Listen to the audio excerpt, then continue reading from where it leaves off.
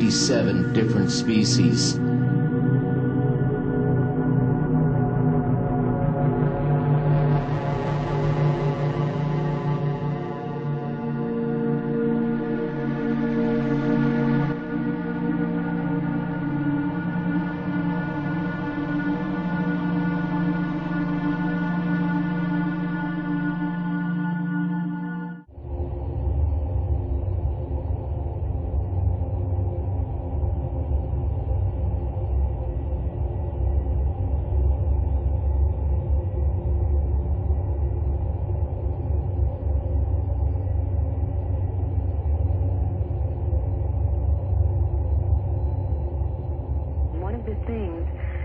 Stood out was this acceleration of change after a certain point in the modern time. There seemed to have been sort of a status quo for centuries. Mm-hmm. If you look at the work of Jacques Vallée and others who've delved into the legends, the myths, the religious lore, the historical records, in fact, from ages before ours, and see that there were these intermittent accounts that fall within the realm of the UFO phenomena, it was fairly static as far as the acceleration of activity until the modern age. And then we see certain kinds of activity beginning and then beginning massively, and then those becoming more and more complex, leading up to the massive numbers of people who I believe are telling the honest truth about what they think has happened to them, reporting honestly on events as they've perceived them, and the numbers are staggering. What do you think all this is headed toward, this increased awareness, even this evolutionary change? What is it headed toward? Well, again, I'm having to speak from a fairly educated opinion, but certainly no one in this field can claim to have any hard and fast answers from which to work, so we're all making guesses.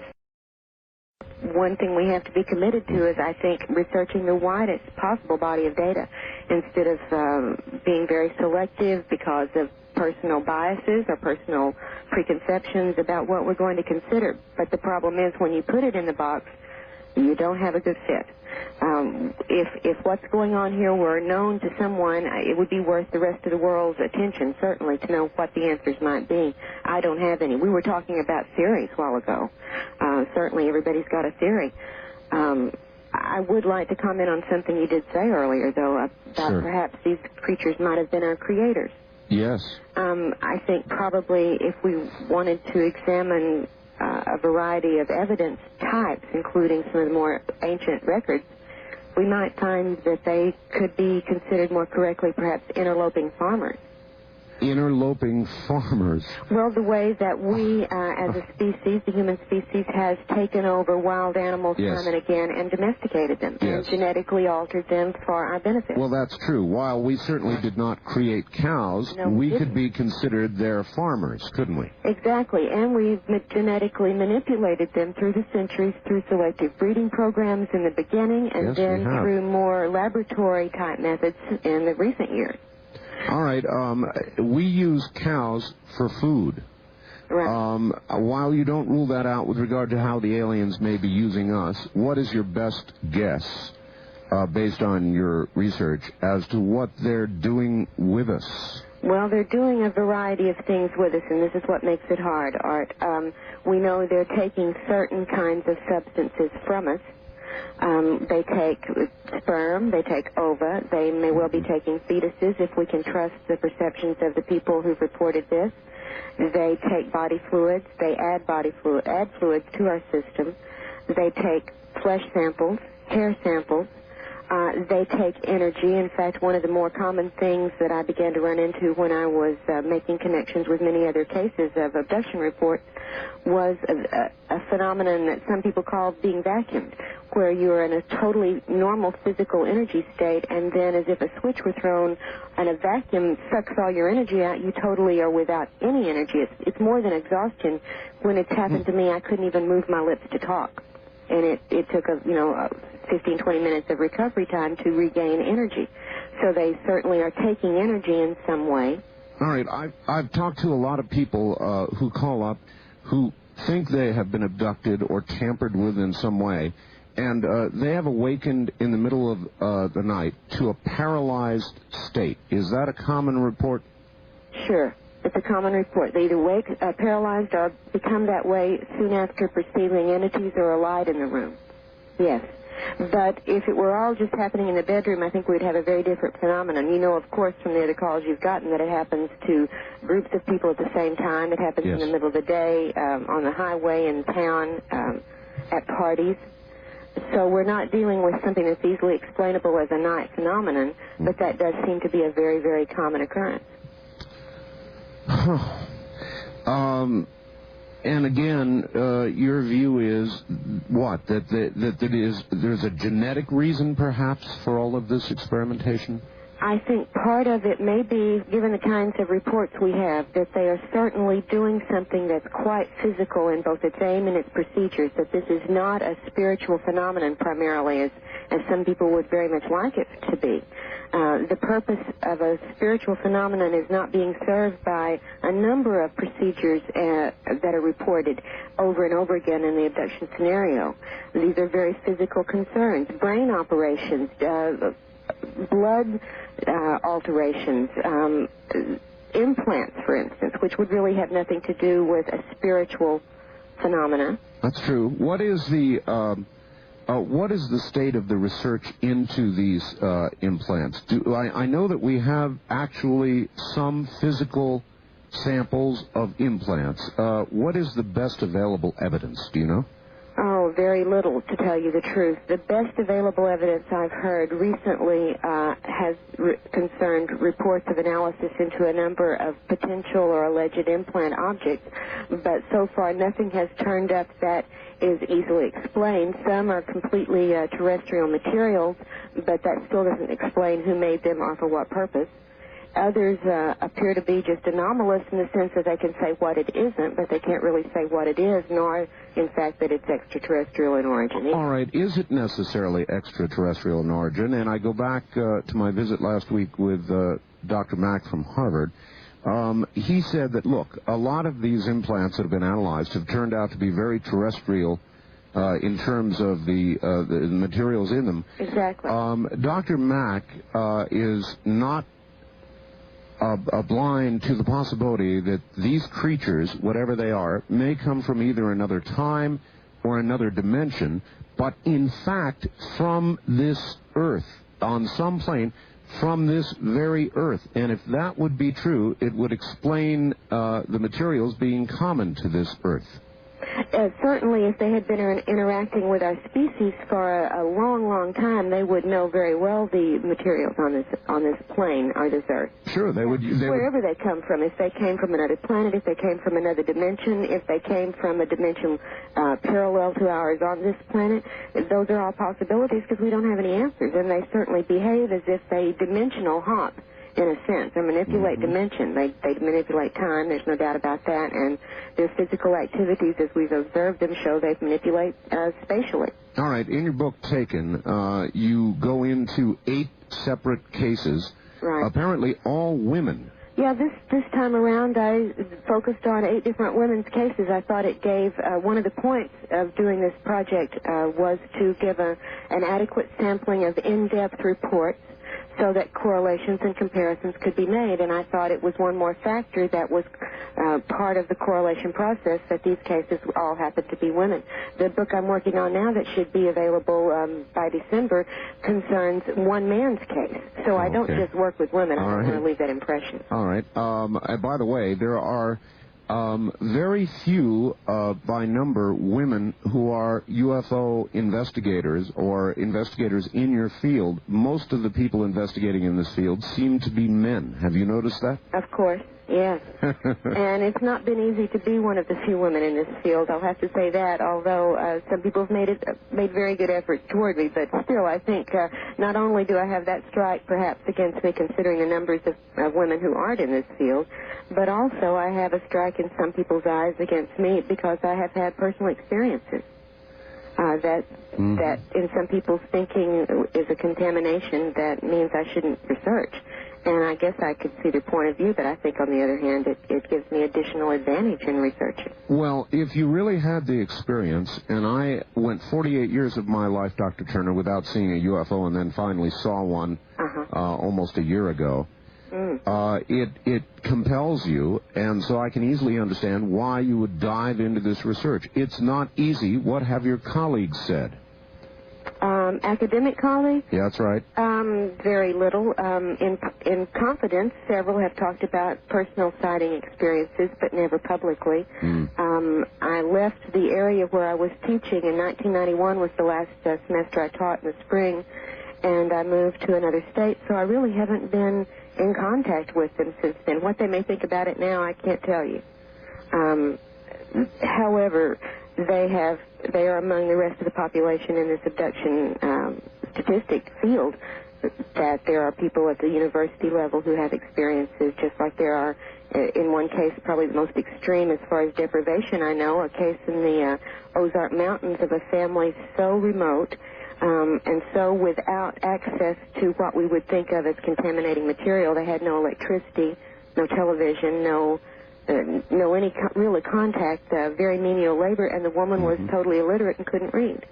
And yet her experiences parallel those of the college professors and the doctors and the artists and the housewives who also have this. You said there were a number of things, or at least a few things, that you could nail down as certain about this entire phenomenon. Well, there are certain things that I have now, to my satisfaction, I accept as fact rather than as theory. What are those? Well, so some of them include, for instance, the fact that we don't know, there is no evidence. It is a fact we do not know where these creatures come from or what, in fact, their true nature is. In other words, I have not found any of the theories to explain their origin or their nature to be overwhelmingly proven by the data. Let me try approaching it, though, from the other angle. Are you convinced, Doctor, through your research, that this is a hidden hand, that there are aliens, no matter where they may come from, who are here? Yes, I have personally experienced it. It's a matter of knowledge and experience with me, not even a conjecture. Not even a question? No question. What they are, I cannot tell you, and I don't think anyone else can either, but they're not us. And as to their purpose, all you're sure of is you don't know. Well, on my list of facts, number 2 on the list is that at least some of these creatures are consummate liars and deceivers. This is a fact. There is no doubt. And the evidence goes back to the beginning of the contactee scenario all the way through reports I've gotten in the last week from cases that are ongoing now. All right, give me a good example. What makes you believe they are consummate liars? Well, they have made, over the years, to particular individuals, a number of very specific predictions or warnings or scenarios that have never come to pass. Sometimes small events that they predict in the beginning of a list of warnings or predictions will occur, which makes the person who's received this list of predictions take the list at a very credible level and prepare for these other things to happen, and then they do not happen. Now, this goes back to the early 50s as far as reports of interactions and communications from these creatures. They also have given a number of contradictory explanations to various abductees for the same procedures or the same part of the agenda. For instance, and as I talk about this in Taken, one woman was shown at one point during some of her encounters a cloned copy of her body. It was inert. Now, well, this happens in a number of cases. Many people have reported seeing inert human bodies, sometimes copies of themselves, sometimes not, just other bodies. And one case, Pat was told that these bodies were for the resurrection. Now, throughout Pat's experiences, a religious symbology was employed with her because it was she had a very strong basic faith.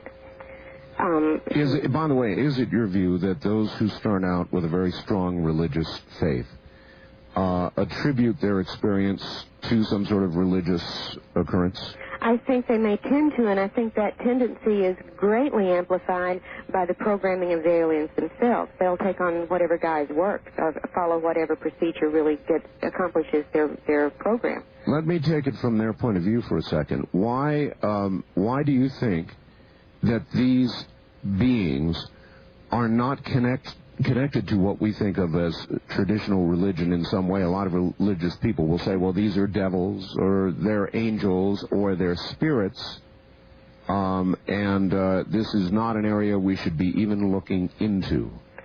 Well, My personal answer would be that they do not behave in the reports we have from abduction accounts anything like, or very seldom anything like, any of the reports of spirits and angels in our religious literature that these people use as the basis of their beliefs, for one thing. As I've said before, I have never yet found anywhere in the Bible where one of the angel's duties was a rectal probe on a 6-year-old child. Yeah, good point. Good point. All right, now that's a starting place for questioning that. Secondly, the entire range of their procedures with us make that very suspect. The physical activities are numerous, and nothing like this seems related to a spiritual agenda, if that's what they were pursuing. I will agree that they indoctrinate and program us throughout these encounters, if that's going to be effective with us, to take it on a spiritual level. For instance, with Pat, when they first abducted her entire family back in 1954, the creatures told her that, she said, "Are you angels?" And they said, "Yes, but not as you have been taught." Oh, boy. Yeah, but that works with Pat. In another case, with Lisa, she was also shown a clone of her body. And she was not told anything about a spiritual use for this when the resurrection, when Jesus returns and we get our new bodies. No, she was told instead that this body, it was used in a sense to threaten or warn her that if she were not cooperative with the ongoing program of whatever it is they're doing with her, that she could be replaced by this body and no one would ever know the difference. Those are not consistent answers. I wonder how many of us have been replaced. Well, in the next book that I'm getting ready to publish called Masquerade of Angels, we're going to delve into exactly that question because the... Oh, that is the title of your book, the working title, Masquerade of Angels? It is the title. It is, yes. Oh, what an intriguing title. What made you pick that? Well, I hope you'll get a chance to read this story and you'll probably see for yourself. It deals with one man's experiences, a psychic, practicing psychic for more than 20 years, a man named Ted Rice, who began his work in Atlanta and is now in Louisiana, has lived a number of places, and grew up intellectually and spiritually grew up into the spiritualist, metaphysical, what would be the precursor of the New Age movement very early on, very intensely, very actively. Dealt with what he thought were spirit guides for a number of years, until he had a massive, very intense abduction experience by obviously not spirit creatures aboard a spacecraft, along with a number of the neighbors down the street where he lived. So he did a quick reassessment. He did begin to look for some explanations. Nothing his spirit guides had ever given him had anything to do with this, had ever prepared him or discussed it, whatever. So we began this has gone on for several years now. The investigation into his lifelong series of events is probably more in-depth than any one investigation I've been involved in, and we've got a number of signed affidavits attesting to the veracity of the accounts. We've done hypnosis with a number of people after their conscious recollections have been recorded. The verification of these series of events is extraordinary, and among those, we have to deal with the question of cloning and replacement, and in fact, the nature of the human soul, and what we may not have understood about it all along. The nature of the human soul. Exactly. Because one of the things I will not discount, one of the things that's on my list of facts is that these creatures show a for me, very disturbing interest in the human soul. That's very interesting, Doctor. I did a series of interviews with a friend of mine whose name is John Lear. Do you know that name? Yes, I've heard Mr. Lear speak on a couple of occasions back in the 80s. Mr. Lear, in latter interviews, and I'm going to do another one, I hope, with him soon, referred to the human body as a vessel for the soul. That the aliens regard our bodies as a vessel for the soul. Have you heard him say that? I've not heard him say that, but I've heard a number of abductees who have reported being told that and having that lesson stressed to them by the aliens, and I think there is a reason for that. Certainly, one of the things not only in much of the alien contactee and channel material, but also in the New Age movement in general. All right, Doctor, I've got to hold you there. We're at the bottom of the hour. Stand by. We'll be right back. This is the Dreamland program. All the numbers you just heard, though, are just fine. My guest is Dr. Carla Turner, and she's written 2 books, working hard on a third now. The first 2, one called Into the Fringe, and the other taken inside the alien human abduction agenda. And frankly, that's what we've been talking a little bit about, is their agenda, and we're going to do more of it in just a moment. I'm Art Bell. Stay right where you are. Yes, sir. I want to finish up on the souls. Yes, I'd like to go back to what we were discussing about before the break, if I could, for just a minute. Yes. You were talking about John Lear saying that the bodies are containers or vessels for the soul. That's right. As very different things. Going back to what we were talking about even earlier, if these interloping farmers had begun genetic manipulations with the species that they found here, to bring it up to a more useful level for them, one of the things that they might have tried to do or might have done was to increase the level of intelligence in the species so that it could, in fact, pretty much tend its own farm, if you get my understanding. I'm afraid I do. All right. And then this being what they proposed to do, the purpose of this, it inevitably having its own reactions thereafter in the species, what might have led up to the transition that we're maybe making to a new level of intelligence, an additional perceptive intelligence. And if that were the case, and you knew that your cows were waking up in this manner, wouldn't it be one of the things you would want them to very much believe, something you would want to instill in them very deeply, to de-emphasize the value of their physical nature and physical existence? Yes. Wouldn't you, if this is a product you are using in some way, wouldn't yes. you want it to not have be placing a great emphasis on its physical nature? And one of the things that they very often do tell abductees and contactees is that the body is of no importance. It is just a container. Don't worry about it. Free yourself from it. They downplay our physical existence very greatly in part of their programming. And I think I can see a reason why they might be doing that. If they regarded us as we might regard cows who are slowly awakening, yes. Right. Ooh, right. It's very unsettling, disturbing thought, though, for an awful lot of people. I know it is. It's for me too. But when you start looking at the straight data, the real reports, not being censored and not being doctored in any way, you have to consider how do we account for all of this stuff. And we see over and over that they take from us, that they manipulate our understanding and screen our understanding of what they're doing with us, and they're doing a great deal of physical work with us, which seems to be also transgenerational. We've seen that an ongoing genetic sort of program, perhaps. And if we were waking up to the fact of our being used, our being a resource, certainly they would not want us to be overly attached to our physical existence if they're using it. No, I do agree. All right. Doctor, the Greys, as we call them, you may regard as sort of worker bees? Well, I certainly have, in my physical encounters with them, had a very strong and deep and clear impression that they were not soul-bearing creatures.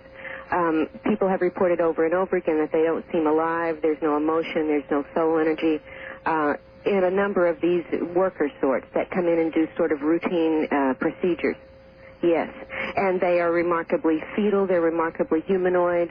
They may be a genetically manipulated version of the fetus, grown and developed in certain ways as a dedicated program machine.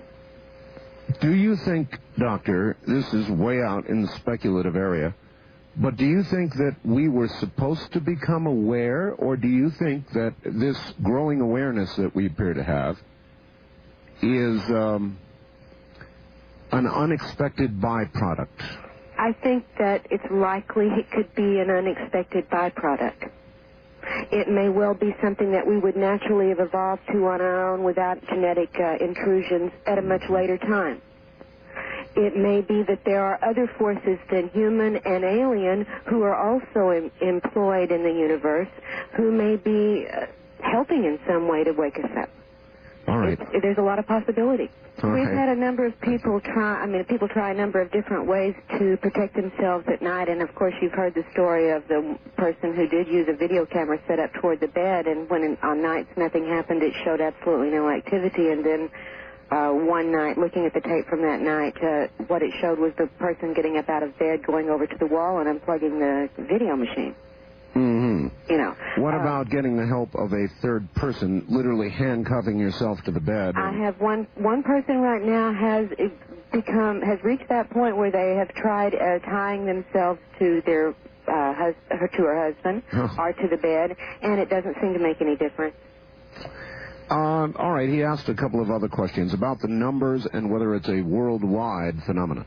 Well, Dave Jacobs, I know, probably reported, if you've heard him on interviews or at presentations he's given on the Roper poll a couple of years ago, that based on their statistics, estimated that perhaps 1 in 40 Americans had reported details that would match up with this scenario. Jacobs has said in public and in private both that those numbers were actually much higher than that on the original poll statistics, and that frankly they watered them down because they didn't think people would believe them. So we're talking about higher potential numbers than 1 in 40, perhaps 1 in 20 or 1 in 10. We don't really know. Because, as we find out, when people do wake up and become aware of it, it's been going on throughout their lives without them being aware. How many other people are not aware yet? There are a lot of people not aware, Doctor, and one phenomenon I've noticed from doing this kind of program is, of many of those who are not aware, when they're confronted with the kind of information you've been giving tonight, they respond with outright anger. Oh, yeah. I mean, they flat get angry. Absolutely, and that's a fear reaction that anyone who has a very, very strong reaction, either obsessively or in angry and denying terms, one wonders what motivation, because that is not a typical, normal, unaffected reaction. And I can understand it. I don't want this to be true either, and I certainly have not been, I don't know that I would have ever chosen to be aware of it, to tell you the truth. Right, through telepathy, the same way that these abductors communicate through the abductees. I know a lot of people are, skeptical when we mention channeling. I'm one of them.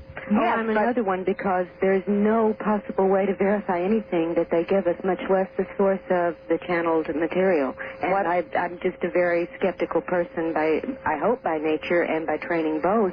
If there is no way to confirm something, then it is certainly not an idea or a piece of information upon which I'm going to base any serious response.